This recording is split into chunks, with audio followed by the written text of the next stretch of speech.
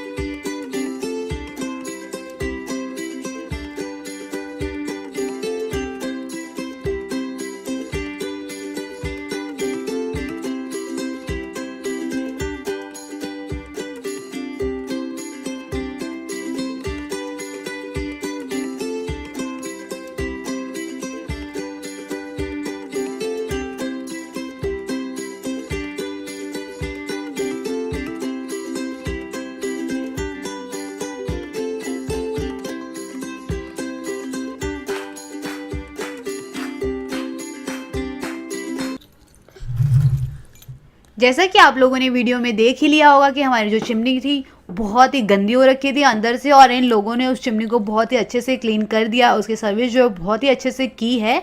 मैं इनकी सर्विस से बहुत ही सेटिस्फाई हुई हूँ। अगर आप भी इन लोगों से अपनी चिमनी की सर्विस कराना चाहते हैं तो इनकी डिटेल्स मैं डिस्क्रिप्शन में डाल दे रही हूँ। अगर आपको ये वीडियो थोड़ी बहुत भी इंफॉर्मेटिव लगी हो तो वीडियो को लाइक करें और चैनल को ज़रूर सब्सक्राइब करें ताकि आगे आने वाली वीडियोस को मिस ना कर पाएँ। और भी रेसिपीज़ वीडियो अगर देखना चाहते हैं तो मेरे ही चैनल पे हैं, जाके उन्हें भी चेक कीजिए और रेसिपीज़ को एंजॉय कीजिए।